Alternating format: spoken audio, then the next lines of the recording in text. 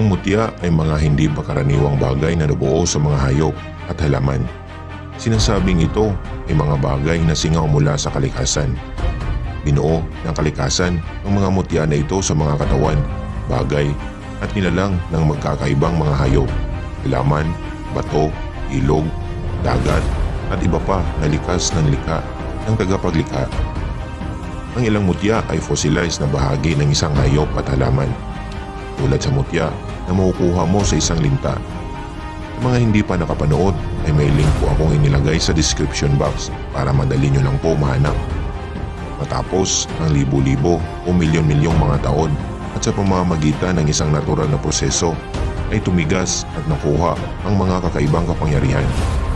Ang pagbuo ng isang mutya o isang fossilized na bahagi ng katawan ay tumutukoy sa mga hindi nakikitang puwersa at talino ng kalikasan. Dahil sa ang mutya ay likas, ito ay natural na ding gagana. Hindi na ito kinakailangan pang buhayin ng mga orasyon, pero dapat napakainin ang mga ito ng isang beses sa isang buwan. Kadalasan, ginagawa ang pagpapakain tuwing kabilugan ng buwan. Kailangang ibabad ang mutya sa isang mangkok ng gatas mula sa kalabaw o baka at minsan nilulubog ito sa tubig na walang klorin at ang kadalasang pagkain ng isang mutya ay pinapahiran ito ng luya.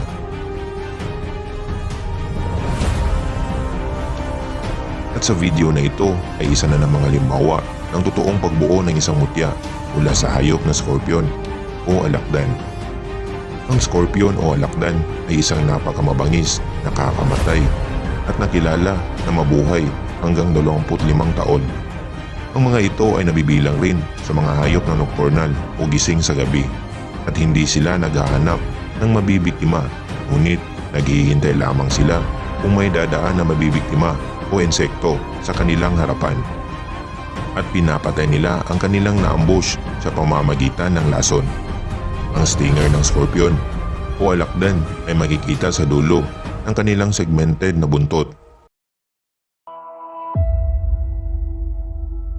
At alam nyo ba na ang nilalang na ito ay kayang mabuhay ng isang taon nang hindi kumakain at walang tubig? Kaya itinuturing silang isa sa mga pinakamatibay na nilalang sa buong mundo.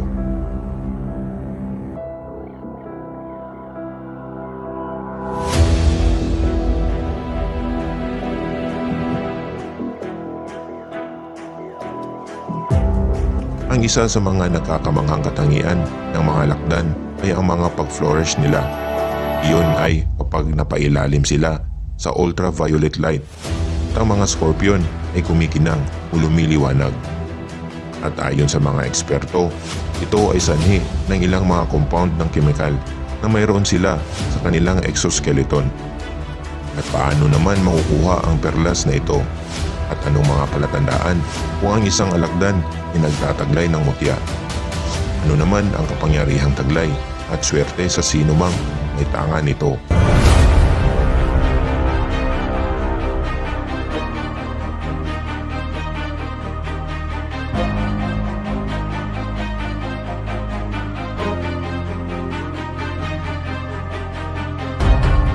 Ang mutya ng alakdan ay sinasabing isa sa pinakamahal at pinakatanyag na mutya sa Malaysia at Indonesia. Maraming nagsasabi na kapag hawak mo ang mutyang ito ay makikita mo ang isang bagay kahit na natatakpan ito o ang mga bagay na hindi nakikita ng ordinaryong mga mata. Kaya maraming gumagamit at pinahalagahan ito ng mga gamblers o sugarol. Ang batong ito ay nabuo mula sa laway o saliva ng isang babaeng scorpion o alakdan. Ang karaniwang kulay ng alakdan na nagtataglay nito ay yung mga kulay brown. Hikita ang bato o perlas na ito sa bibig ng isang babaeng alakdan na may mga anak. Pinaniniwalaang nilikha ang bagay na ito ng babaeng alakdan para maprotektahan ang pugad at ang kanyang mga anak. Gayunpaman, ang paglikha ng ganitong bagay ay hindi palaging nangyayari sa isang scorpion o alakdan.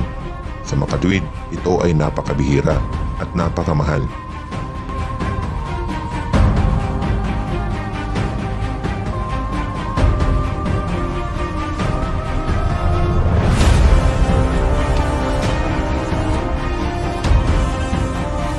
Kung ikaw ang maswerteng pagkakalooban ng ganitong bagay. Ang batong ito ay magbibigay ng mabuting interpersonal na ugnayan sa ibang tao. Sinasabing kung ang hawak mo ang mutyang ito ay nagpapaganda ito ng hitsura at lumalakas ang iyong aura. Magagamit din ito panlaban sa mga masasamang espiritu. Kaya mo rin raw mabasa ang saloobin ng ibang tao. May kakayahan ka ring makakita ang hindi nakikita ng mga ordinaryong mga mata at mabisa din itong panlaban o pangontra sa mga makamandag na hayop. Ang batong ito ay kasing laki ng green peas. Pwede mo rin itong samahan ng dilaw na bigas o yung bigas na may turmeric powder at ilagay ang mga ito sa casing na yari sa glass.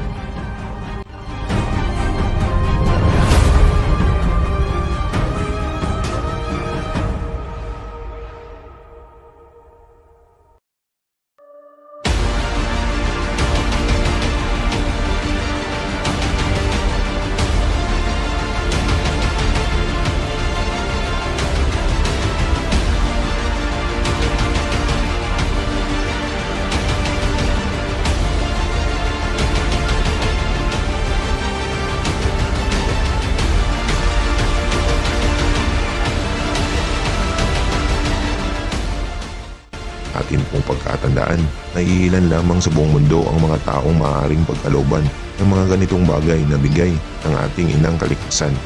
Kung tayo po ay magkaroon man ito, lagaan nating mabuti at huwag gamitin sa masama. Pagpos, gamitin lamang ito sa kabutihan.